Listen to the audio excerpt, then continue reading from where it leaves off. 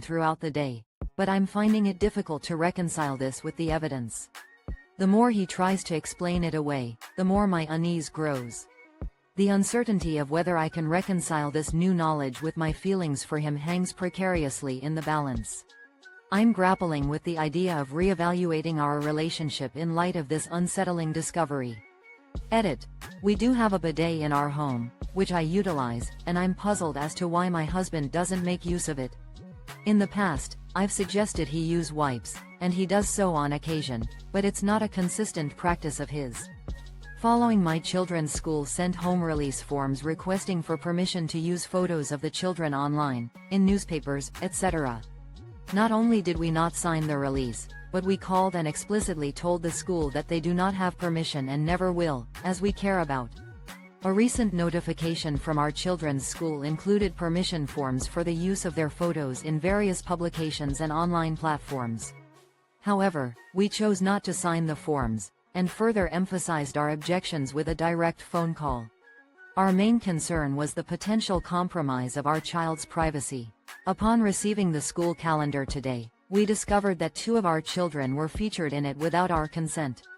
This situation is troubling, as it appears the school disregarded our clear communication about not wanting their images used in this manner.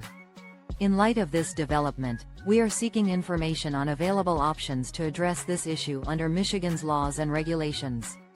Our children are currently enrolled in elementary school, with ages ranging from 6, grade 1, to 10, grade 5. TLDR Michigan parents are seeking recourse after discovering their children's photos were used in a school calendar without their consent, despite prior objections. Edit. This story is a real-life scenario and has not been altered or dramatized in any way.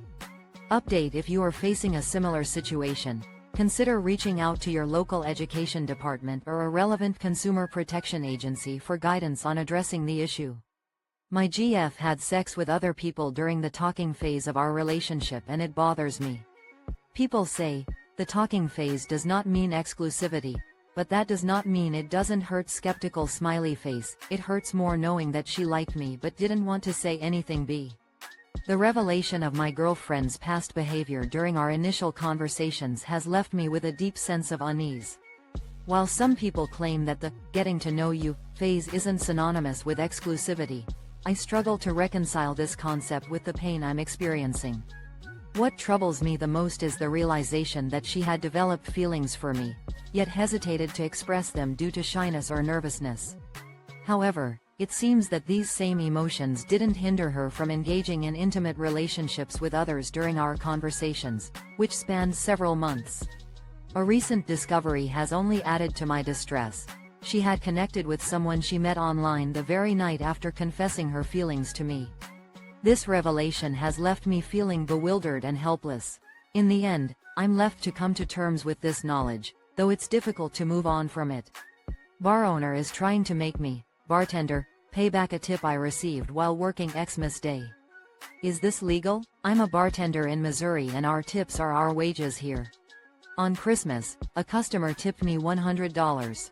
On the tip slip, it clearly says $100 on the tip line on th. Missouri bartending laws and tip disputes. As a bartender in Missouri where tips comprise our wages, I recently encountered an unexpected issue. On Christmas Day, a customer left me a generous $100 tip.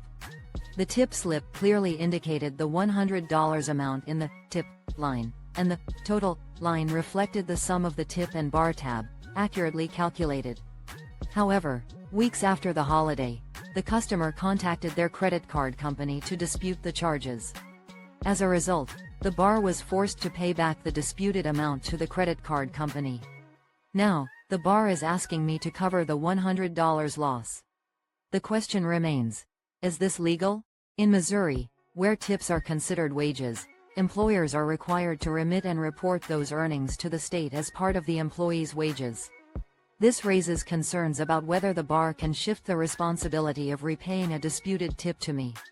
TLDR Missouri bartender is being asked to pay back a disputed $100 tip, but questions remain about the employer's liability for the disputed amount, given that tips are considered wages in Missouri.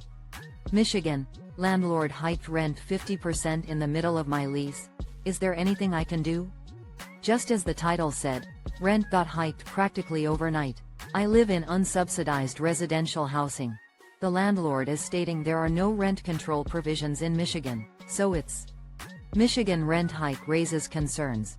Seeking relief, I was caught off guard when my landlord suddenly increased my rent by a staggering 50% mid-lease. Living in unsubsidized housing, I was led to believe that rent control provisions would shield me from such drastic hikes. However, my landlord insists that Michigan lacks such regulations, rendering their decision perfectly lawful, even without prior notice. Now, I'm torn between the fear of losing my security deposit and a potential hit on my credit score, and the harsh reality of barely scraping by without tapping into my savings. The rent hike has left me struggling to afford basic necessities like groceries and gas. Are Michigan renters truly devoid of protection, or should I consider consulting a lawyer for guidance? AITA for correcting school papers in front of my ex-wife's husband? She remarried a few years ago and made it clear that she wanted no more kids. That really upset him. He awkwardly tries to bond with our kids, and a few times he's crossed boundaries. I really have no relationship.